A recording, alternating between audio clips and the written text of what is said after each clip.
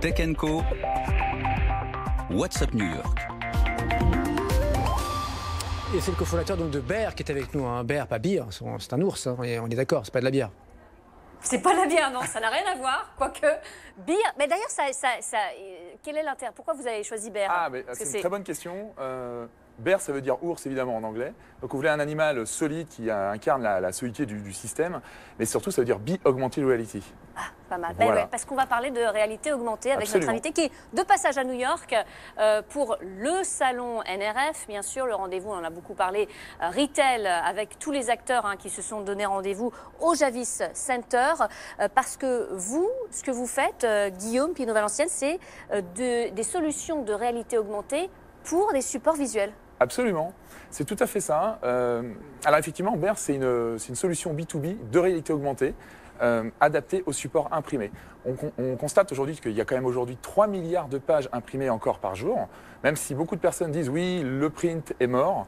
En fait, ce n'est pas tout à fait vrai quand même. Ouais. Et le print a un grand avantage, c'est de dégager, une forme de branding en fait, pour une marque, de notoriété, de manière très passive. Vous passez dans une rue, vous voyez des affiches, vous n'êtes pas passé dans cette rue pour voir ces affiches, mais vous les voyez. Vous avez des flyers envoyés dans votre boîte aux lettres, vous n'avez rien demandé, vous êtes juste dans la cible. Donc, voilà, donc le papier a un très très fort pouvoir et est un terrain de jeu excellent. Et donc nous, on va connecter avec notre plateforme web tous ces visuels papier au profit de nos clients. Ouais, alors concrètement, c'est un petit peu comme ce qu'on dit avec les magasins physiques. Le magasin physique, mais oui. Non, pas du tout. C'est pas une versus de l'online ou de l'offline. C'est l'expérience client et c'est ce que vous offrez, c'est ce que vous proposez grâce à votre solution aux clients des publishers. Exactement. C'est-à-dire qu'aujourd'hui, le parcours client c'est complexifié, donc c'est super, c'est extraordinaire pour le client final. Ouais. Les marques doivent être présentes partout. J'achète en ligne, très bien. Je regarde un produit en ligne, mais je vais le voir dans un magasin. Donc le retail a vraiment sa place. Je précise que quand on passe dans la rue, on voit des enseignes, c'est également du branding. Ouais. Je suis dans un magasin, je vois le produit, je l'achète dans le magasin, ou non, je prends mon mobile et je cherche un autre retailer dans le coin.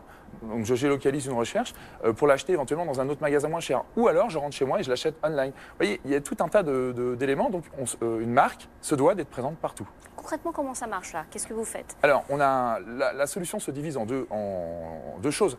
Il va y avoir une application que l'utilisateur final va utiliser, qui est brandée, donc qui est aux couleurs, pardon, je parle un petit peu anglais, on est baigné dans cette culture. Allez, ouais. Voilà, donc il va y avoir une application aux couleurs du client ou alors on intègre un scanner dans l'application existante du client. Cette application, ce scanner, en fait, est connecté à une interface web qui est un éditeur qui permet à nos clients de paramétrer les différents scénarios qu'ils veulent apposer sur leur visuel imprimé. Donc ils vont injecter manuellement ou complètement automatiquement avec des connecteurs API, des choses comme ça, de façon à automatiser la mise en place des scénarios sur leur PDF qui vont ensuite être imprimés. On ne change rien en fait au visuel, on va reconnaître sa signature, la signature de l'image. Ce qui est intéressant dans la mesure où en fait on peut connecter des visuels qui sont déjà imprimés depuis un certain temps. Ouais. Et on peut également exploiter des visuels qui sont largement diffusés, qui pourraient même être en dehors de votre univers de marque d'ailleurs, pour faire des jeux, des choses comme ça. Oui, donc il y a vraiment beaucoup de choses à faire. Exactement. Vous êtes lancé il y a un petit moment déjà, c'est pas une start-up qui est toute jeune, 2014. Absolument. Pour une start-up, c'est pas jeune, pour 2014. Et on l'a vu, vous l'avez vu très bien cette année au salon, réalité augmentée, c'était l'une des grandes thématiques, parce que ça fait un petit moment qu'on en parle, et là on a l'impression que les retailers se sont réveillés. Là, c'est un super timing pour vous, là, j'imagine que vous en êtes où aujourd'hui, là? Combien de clients, c'est combien de personnes, combien d'employés? C'est tout à fait exact. Effectivement, la réalité augmentée est un sujet très, très important. Il n'y a qu'à regarder la courbe de Gartner. En général, une innovation technologique fait un pic d'usage et retombe comme un soufflet. Parce qu'il n'y a pas d'usage, justement. Aujourd'hui, on est dans la remontée de cette courbe, en fait, plus progressive, plus pérenne, et parce que les usages naissent, les devices évoluent également, les réseaux également. Donc il y a tout un tas d'éléments qui font qu'on est dans une bonne phase. La réalité augmentée, après, c'est très vaste. C'est comme le web. Un réseau social est différent d'un site e-commerce. Pourtant, c'est des technologies web. Ouais. La réalité augmentée, certains vont faire ce qu'on appelle en anglais du marker-based et d'autres du markerless. Nous, on fait du marker-based, c'est-à-dire le marqueur, c'est un visuel sur lequel on va apposer du contenu, 2D ou 3D. Et alors, j'insiste sur le contenu parce que tout le monde parle de réalité augmentée en parlant de la 3D. Alors c'est quelque chose qu'on couvre effectivement, sauf que la 3D, il faut quand même la produire. Et la production de ce contenu, en termes d'investissement, n'est pas forcément anodin. En revanche, la 2D, tous nos clients, que ce soit des retailers, des marques ou des éditeurs papier, ont déjà du contenu, des pages web, e-commerce ou du contenu, des vidéos, etc. Donc c'est des investissements qui ont déjà été faits, qui sont poussés sur des supports digitaux, des sites web, etc. Mais on peut réexploiter en fait ce contenu en le posant sur des supports imprimés. Combien de clients Voilà. Combien de clients là aujourd'hui On a 240 clients aujourd'hui. Pas mal, avec des grands noms. Voilà, on travaille avec des allons-y, groupes du CAC 40. On commence à travailler avec des clients aux États-Unis. Et évidemment. Les groupes français déjà. Dites-nous les groupes français. Vous êtes avec la Poste. Alors, on travaille beaucoup avec la Poste, en effet. La Poste qui va proposer nos solutions dans son offre courrier. Donc, une grande marque, un grand compte va demander les services de la Poste pour router des flyers pour une campagne. Le papier, qui est quand même très challengé par rapport au digital, se réinvente, notamment grâce à la réalité augmentée. Et donc, la Poste, avec une application qui s'appelle Courrier Plus, va pouvoir proposer à son client d'apposer un contenu supplémentaire. Par exemple, je reçois un flyer, je le scanne avec l'application de la Poste et je vais avoir un certain nombre d'éléments complémentaires, plus de contenu. Le papier n'étant pas extensible, là on va étendre, on va augmenter sa surface d'expression finalement. Ouais.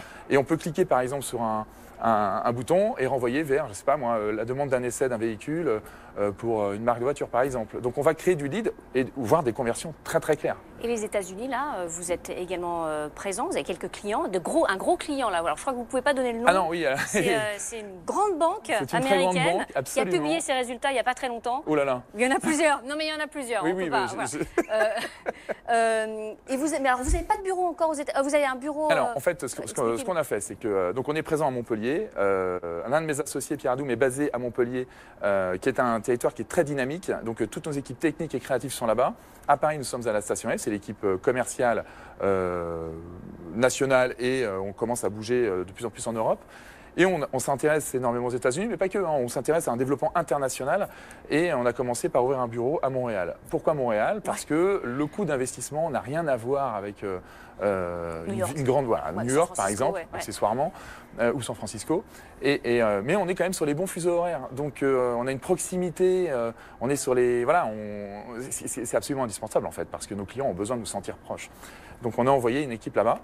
On a également un bureau sur la 5e avenue et donc le futur veut qu'on accélère ce développement à l'international. Avec de gros projets là, parce que vous ne pouvez pas tout nous dire, mais on a un certain nombre de choses, effectivement. On parle fusion, c'est ça avec on parle rapprochement avec des acteurs du secteur, en effet. Il y aura un certain nombre de news qui seront diffusées dans les mois à venir. Vous nous tenez au courant, 1,5 million de chiffre d'affaires, c'est ça? Là, si on regarde au niveau des chiffres. 1,5 million de chiffre d'affaires, tout à fait. Et ben voilà, super. Merci beaucoup, Guillaume, d'être passé par vous remercie infiniment pour votre accueil. Là, avec Sébastien. En direct donc sur BFM Business, tous les soirs, un petit peu avant 21h, c'est What's Up New York dans Tech & Co en direct de Big Apple. On est là tous les soirs et dans 3 minutes, ce sera le débrief du soir avec un entrepreneur et un expert de la rédaction de BFM.